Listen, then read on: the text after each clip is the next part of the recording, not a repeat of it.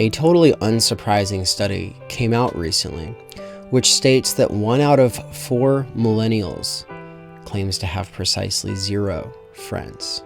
Side note, I wonder if they might have enemies though, which then makes me wonder if that puts them in the negative for friends. If you have 0 friends but 5 enemies, do you have -5 friends? Maybe.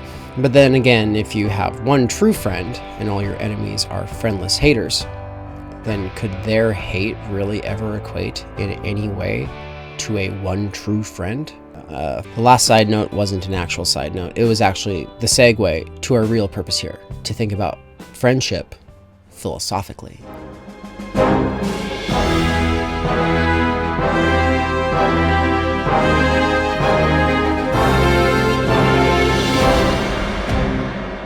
Before diving into the history of the idea of friendship, we have to ask, what does it mean to wonder philosophically?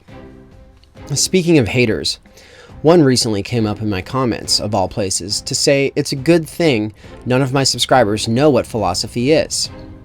Obviously that dignat is wrong, but just in case some people were wondering how I'm using the term, let's just say it this way. Philosophy is not the love of wisdom, wonder, rationality, truth, justice, or beauty that philosophy nerds like to claim it is. Philosophy is also not the thing every person is doing when pondering out the window. Deep in thought. And that's not necessarily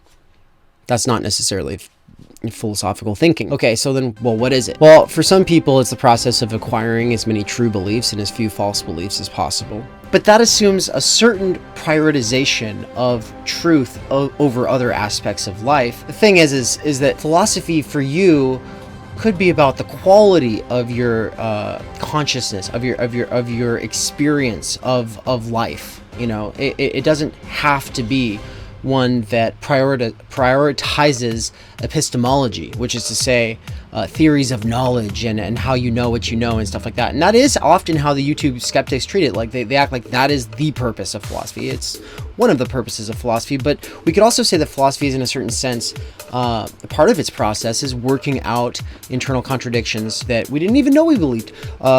Mutually exclusive beliefs or practices that are contradictory, and well, we live in cognitive dissonance so long as we internalize them. And so philosophy can be a way of sorting oneself out. For a more categorical approach, there are the systematizers or conceptual analysts. Systematizers find new ways of synthesizing different discourses to better understand the world they live in. What is this synthesizing different discourses, you might ask? Well, biology is a discourse, literature is a discourse. I mean, fields are discursive. They are basically a long-form conversation that doesn't end within one lifespan, but spills over throughout hundreds, if not thousands of years. These are conversations that you can just go deeper and deeper into your whole life. Yeah, there are systematizers who try to find ways to bring them all into accordance, or to conceptually make sense of where we are historically at with our levels of understanding, considering all of the different fields, right? Right now, obviously that's going to be pretty difficult because there are so many, but systematizers, they never give up, and they just keep trying to come up with more and more ingenious meta ways of doing their work.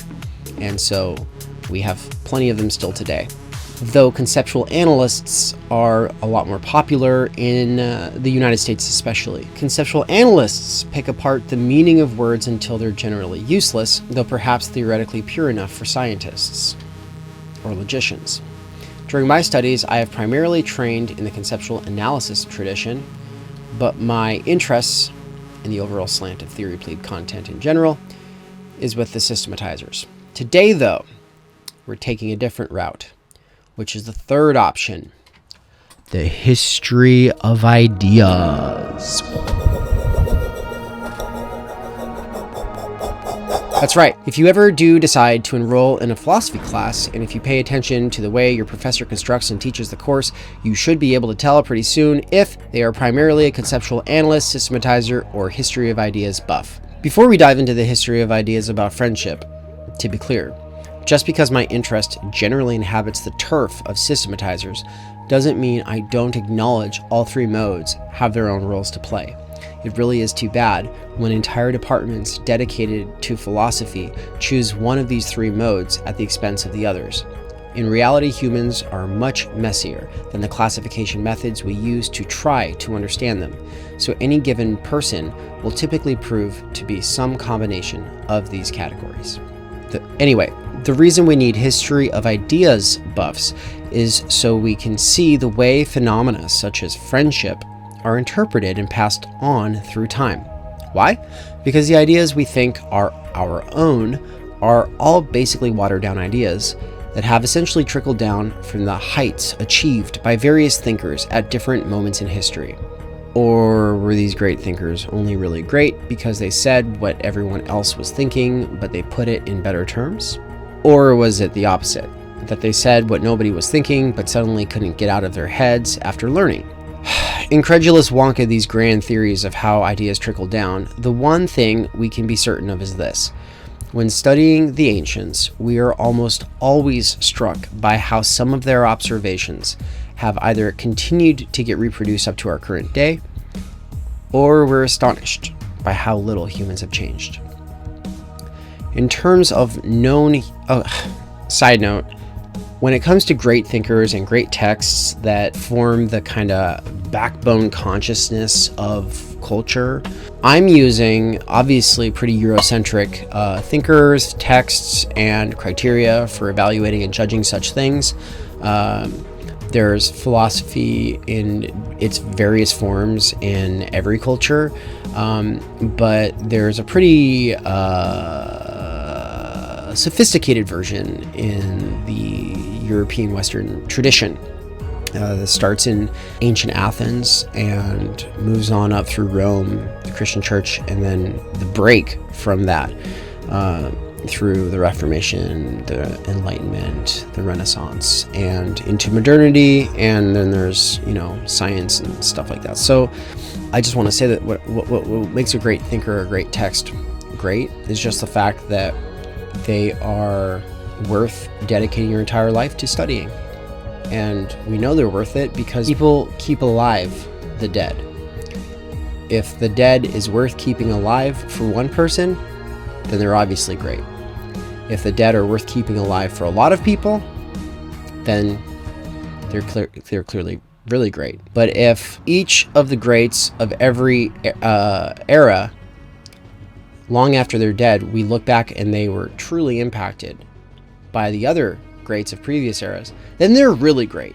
So there's a sort of like chain of people pointing at other people being like, this person's worth keeping alive because gosh, I just can't argue with X, Y, and Z things they're saying, but also A, B, and C things that they're saying are utter hogwash and need to be dispelled from our culture, and therefore engaging critically with this person's work is a worthwhile task that will be beneficial for everyone. And then if you do a good enough job at that, then other people are like, wow, I need to reference that. Oh my gosh, every time I read your book, I just keep coming back to it. I could read this forever. That's a great text. That's a great thinker. Anyway, in terms of known human history, Aristotle was by all counts the greatest systematizer, only ever matched by his literal reincarnations Aquinas or Hegel. Okay, and if you do not believe me, just consider the fact that he wrote the book on metaphysics, he wrote the book on logic, he wrote the book on rhetoric, he wrote the book on poetics, he wrote the book on theater, he wrote the book on politics, he wrote the book on basically everything.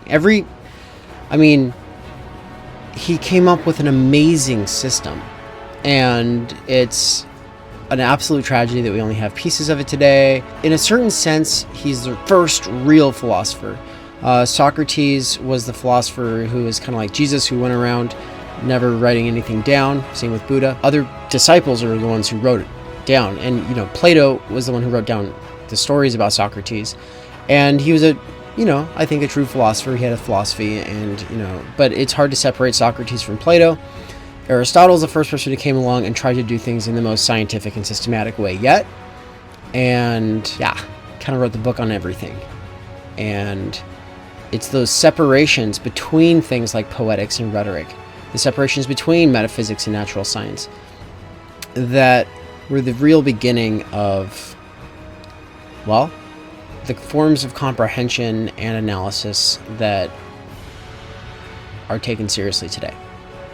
The kind that provide a systematic comprehension of the world. Now, Aristotle, pretty cool. He was fine with slaves, but that's going to be a repeated theme throughout the history of ideas. Yeah, he wasn't a good guy. I'm not saying he's a good guy. I'm just saying he was genius. But using thinkers in discourses is never an endorsement. Okay, being a genius doesn't mean I'd like you. It just means I have something to learn from you. Aristotle said that friends are either for utility, fun, or learning. The last kind of friend is more of what we call mentorship today. Fun friends are obvious to us because we basically can't cut loose without them. Then there's friends for utility, which means the people who come to make sure your electrical and gas hookups are safe and in working order. Utility is just a word for usefulness. Useful friends are those friends everyone exploits because they have a truck and can help move when your fun friends flaked because they're too hungover. But can you really call a person a friend if they're only good for partying? Funnily enough, most people would probably say yes, while pushing back significantly harder against the idea that you can use somebody for their truck and call that friendship. Thanks to Kant, who Aristotle never had the chance of meeting until his Hegel form, it's typically seen as unethical to use people. Or at least, as he put it, you can't have a harmonious society worth living in if everybody treats one another primarily as means or use values for their own satisfaction. Kant, more like Marx, am I right? Instead, Kant argues that generalized well-being in society can only flourish if we treat one another as their own ends first. So while you might be able to help me with this, and I thou with that, we can't forget that the other person in every relationship also has their own life with its own values and goals that must be respected. This is the basis of human dignity. But we've jumped ahead. While Kant provides a rigorous and systematic overarching theory for why we can't treat people primarily as means, it was actually Seneca, roughly 450 years after Aristotle, who first broke with this Aristotelian doctrine. Not only are friends ride-or-die homies, but Seneca went on to trash talk Aristotle's idea that a friend can be a friend just for use. One who begins to be your friend because it pays will also cease because it pays. So friends for clout, friends for climbing ladders, and friends for image in general are not real friends. Well, that's about 90% of people under capitalism, so are these impossible standards to hold friends to? Perfectionist or idealist definitions might prove useless now in the age of the Facebook friend and all the casual ambiguity that brings. Was Seneca just some radical, or did other Stoics also care about friendship this much? Let's ask his teacher. The necessity of circumstances when the going gets rough proves friends and detects enemies. In prosperity, it is very easy to find a friend, but in adversity, it is the most difficult of all things. Wow. It's like they were talking about fair weather friends 2,000 years ago. He who regards himself only and enters upon friendships for this reason reckons wrongly. These are the so-called fair weather friendships. One who is chosen for the sake of utility will be satisfactory only so long as he is useful. So does fair weather friend literally go back all the way to Seneca, or is that a translation? Is it like a direct translation of the Latin, and that's where we got fair weather friends, or is that just like a rough equivalent to some figure of speech that Seneca was using, and something that we could obviously find more relatable? I'm no expert on such things. If you know, go ahead and let us know in the comments. If you cite your sources, I'll pin it to the top of the comments. Either way, is it not a little strange that Seneca and Epictetus seem to take friendship so seriously? I mean, what's with these people? They're so hardcore about friendship. Seneca literally said, "If you consider any man a friend whom you do not trust as you trust yourself, you are mightily mistaken, and you do not sufficiently understand what true friendship means. When friendship is settled, you must trust. Before friendship is formed, you must pass judgment. Ponder for a long time whether you shall admit a given person to your friendship. But when you have decided to admit him, welcome him with all your heart and soul. Speak as boldly with him as with yourself. Regard him as loyal, and you will make him loyal. Yeah, if you think that this is hardcore, they get worse. For what purpose then do I make a man my friend? In order to have someone for whom I may die, whom I may follow into exile, against whose death I may stake my own life and pay the pledge too. What can I say but hardcore? Setting aside systemic speculations, homoeroticism, and politics, the three things we have to seriously unpack to even broach this in an academically responsible manner, let's just make an egregious simplification about Rome and say that at its height, life was pretty intense and beyond any one person's ability to know anything, much less to effect serious change. Stoicism is usually introduced at this point in a 101 course as a popular Roman response to the immense alienation and smallness felt by little human beings in big, complex, and highly exploitative societies. What was Stoicism again? Stoicism teaches that at the base level, everything sucks, and that if you don't learn to accept that, then you'll never be able to accept yourself or your society, because you suck, and so does your society. To quote Epictetus, "You suck ass, losers." What does this old ass elitist have to teach me, though, you wonder, in your privileged position as a not slave? That's right, Epictetus was a slave.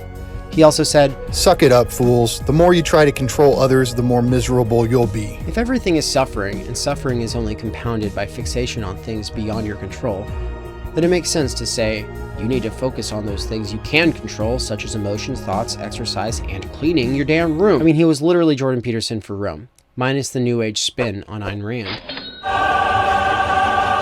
Or the fact that he would have never lived a life in protest to SJWs because he would have warned Peterson that doing so would be miserable. We can't move on from explaining who Epictetus was, though, without pointing out that not only was he a slave who managed to win his freedom because of the genius of his teachings, but he also radically impacted others such as Seneca, who was advisor to Emperor Nero, until Nero decided to have him offed. No! You threw off my groove! I'm sorry, but you've thrown off the Emperor's groove. Similarly, Epictetus was secretly referred to as Master by Marcus Aurelius. Emperor Aurelius, as featured poorly in Gladiator. "You're false as a son is my failure as a father." How was it that a slave, an advisor to a tyrant, and an actual emperor, all three found a practical life philosophy in Stoicism? When people feel like pawns to a bigger system they can't ultimately control. When people are at the fundamental level merely means to the use of power's interest, then yeah, nothing is as empowering as suddenly choosing to stop focusing on the stuff you can't control. Stoicism, in a sense, is this reaction, a response to uncertainty and complexity. It says, don't worry about your reputation. Don't worry about those things like the society that you live in, whether it's an empire, whether it's capitalist, whether it's whatever it is. Don't worry about those things that you cannot control. Don't worry about the thoughts and opinions of others. Just focus on your own thoughts and feelings. Focus on your own habits. But at the same time, then it does this, comes out of left field, and it's like, but friendship matters. Not only does it matter, but it's serious business. Stoic became almost a slur for people who are fundamentalists about focusing on their own problems while neglecting everything they don't have sovereign control over. Yet they cared about friendship so much. Perhaps in a world where complexity is only increasing, we could also learn to prioritize friendships. Wait, seriously?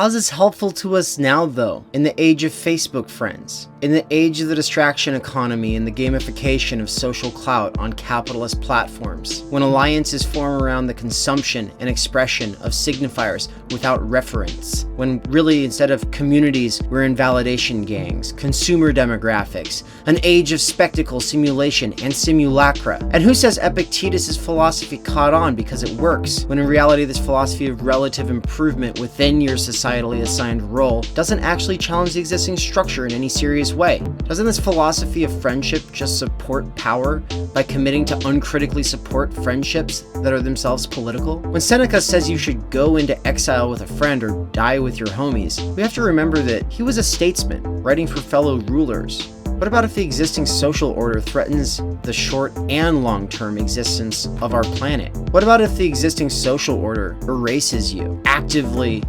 impeding your ability to live a free and meaningful life? And wasn't this all supposed to be relevant to us only because these are ideas that seem to have been handed down to us? Like, we all have this basic notion now that friendship is really important. What about the fact that equally, if not more popular philosophies of friendship came about in modernity that entirely contradict the ride or die commitment ethos?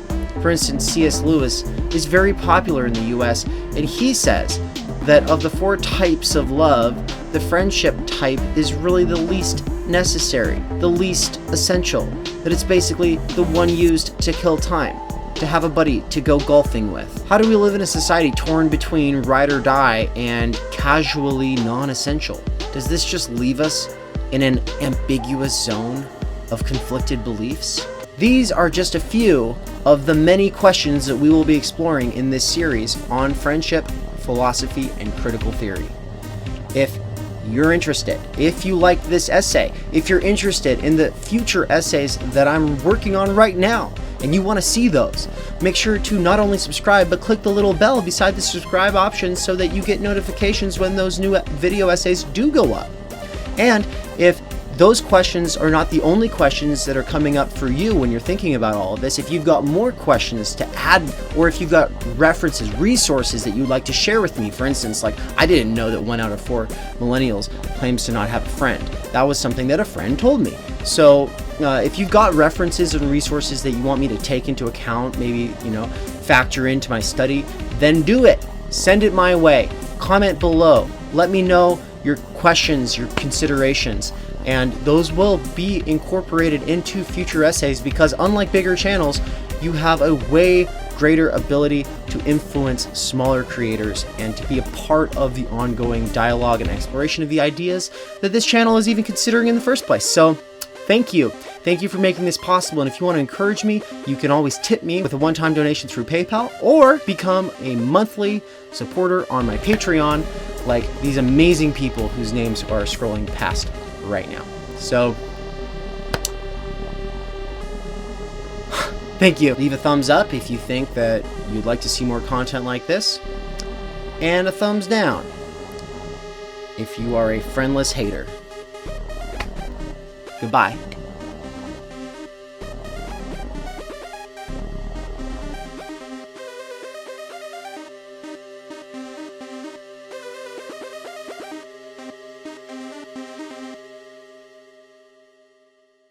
Like, follow, subscribe.